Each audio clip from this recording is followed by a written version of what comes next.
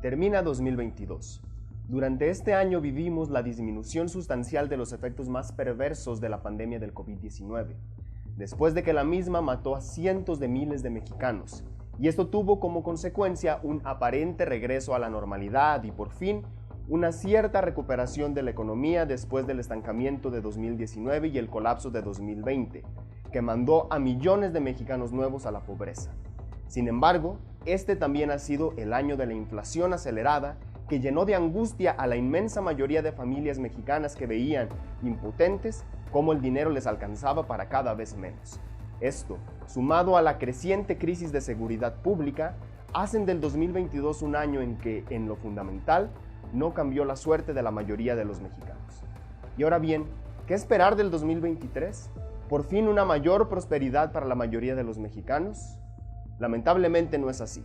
Los bancos centrales y gobiernos del mundo, y el de México de paso, han adoptado una estrategia contra la inflación que implica la desaceleración de la actividad económica, o para ponerlo de forma más clara, el aumento del desempleo y por lo tanto el empobrecimiento de las grandes masas de trabajadores.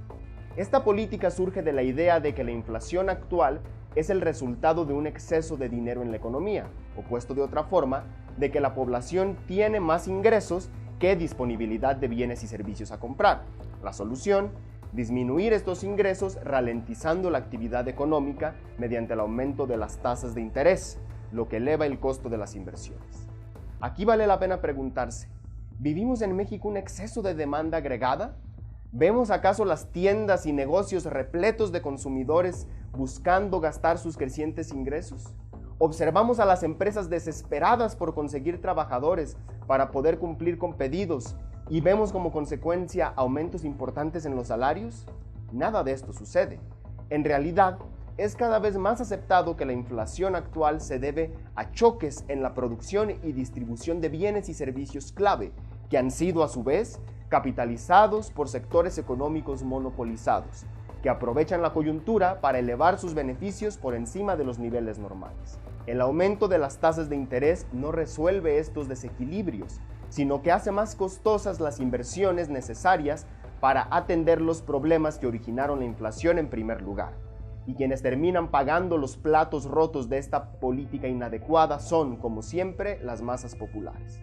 Todo esto, aunado a los cambios estructurales en el capitalismo global, con Estados Unidos arreciando su guerra económica contra China, ya tiene efectos sobre el desempeño económico de los países, y nuestro país, por supuesto, no es la excepción.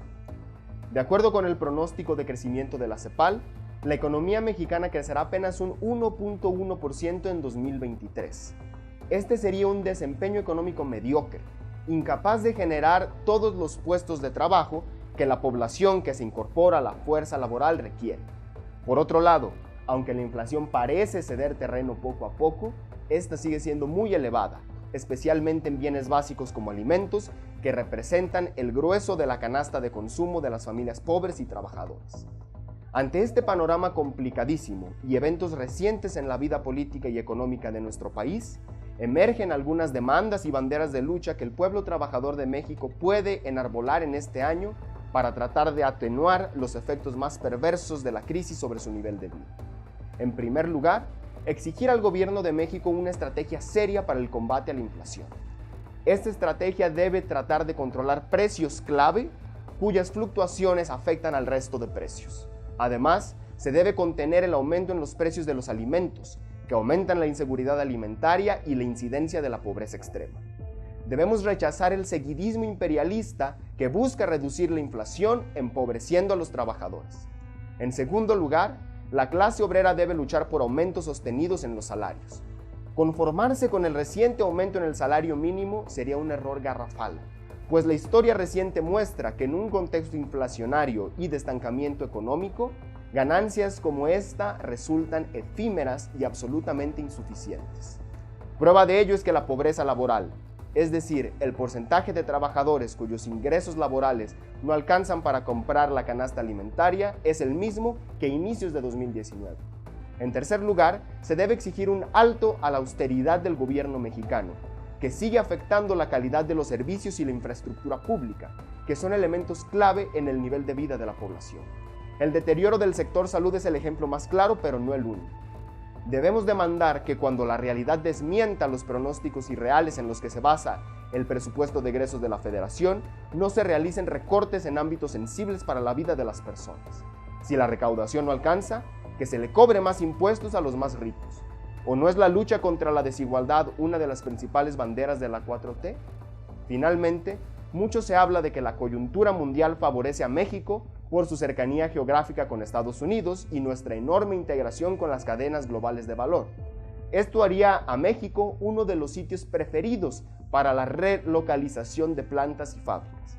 Si esto es así, debemos demandar que el gobierno tome las medidas necesarias para aprovechar la coyuntura, pero no como sugieren los medios de comunicación dominantes, que proponen simplemente una subordinación incondicional a la inversión extranjera y nada más, sino aplicando una política de desarrollo industrial que sí busque extraer los máximos frutos de la inversión extranjera, pero que siempre priorice los objetivos de desarrollo nacionales y aproveche su posición para negociar en condiciones de igualdad con las empresas transnacionales para conseguir transferencias de tecnología, un elevado contenido de insumos nacionales, pagos justos de impuesto y respeto a regulaciones ambientales y derechos laborales.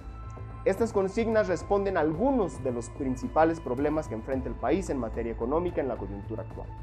Podemos augurar que el gobierno, con las tendencias autoritarias y terquedad que lo caracterizan, rechazará todas y cada una de estas demandas. Sin embargo, incluso si no se consigue ningún cambio de política por parte del gobierno actual, se habrá avanzado en la concientización de las masas sobre sus intereses inmediatos y de largo plazo, y se habrán dado pasos importantes en la preparación para las batallas del futuro.